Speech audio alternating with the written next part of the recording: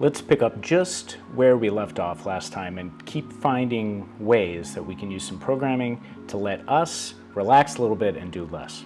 So one of the things that you might be finding is you always have to go back to the drink machine description to get some of the information about what you're supposed to do in this task. For example, what is the volume of a small, a medium, or a large cup? And so you keep looking back. So what I would like to do is show you some ways to use some conditional statements here in JavaScript within the microbit editor in order to make it so that you don't have to do that. You can code it once and then know that you're always getting the correct volume. So here we are in the description. Let's actually get that information right here. So it says that cups in the staff room are small, 200 milliliters, medium is 350, and Mr. Wolf is 500. So what I've done here is I've defined a function that we can use to code this information and just tell us, based on the size of a drink, what volume we need to use. And so this is going to take in a string that is some sort of size. And so what I'm thinking here is, let's define a variable.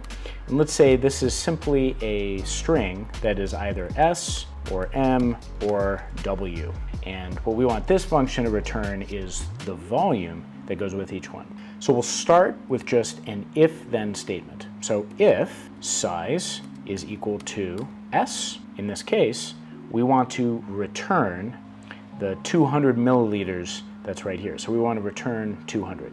So that's the first case. Else, if size is medium, we'll return 350. And you can see here, this is going to assume that if you haven't put in a small or a medium, you're going big, you're going Mr. Wolf size, and you're going to return 500. So let's do a quick little check, and I'm going to comment out this other code because I just want to see if this new function that I've created works. And so I'm going to change the input size only in this place up here, and I just want to see that this prints out the information, the correct volume for each one. So let's do a quick check. So sure enough, here's the 200 for the small, change it to a medium, run again, and I see it's printing out 250, which doesn't seem to be right, but oh, silly me, I mistyped it, so that should be 350. And now it's printing out the right one. And now let's just say that I mess up and I put in L for large, just because I forget that that's a Mr. Wolf size. You'll see that it still prints out the correct value because I used an else statement to evaluate that third situation, so it doesn't actually matter. There are a couple more things that I want to talk about here that have to do with some of the programming details of JavaScript here.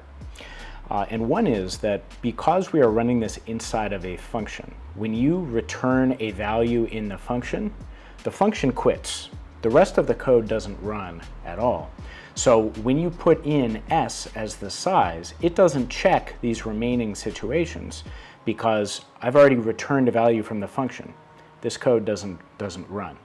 So you want to keep that in mind whenever you're trying to troubleshoot as a possible source for error, because if you are changing code when you are returning a value and the code that's running never actually gets to those lines that you are editing, that can hide some of the source of that error. So just be aware of that.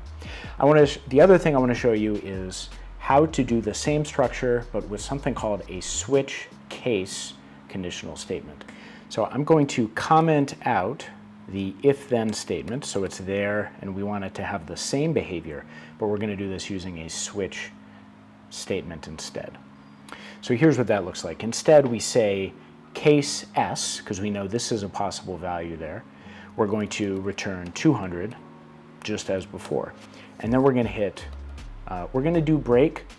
We don't actually need to do the break here, but it's good practice too, just because a switch case statement, after you return a value, essentially what you are doing when you put this break there is you are breaking out of the switch. You're not going to evaluate any other cases.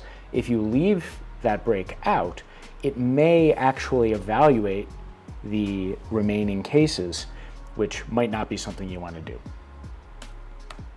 So I'm going to put that break in there. Just as with the if-then statement, because I'm returning a value, The rest of the code isn't going to run anyway, so it doesn't matter here, but it's just something I want you to be aware of.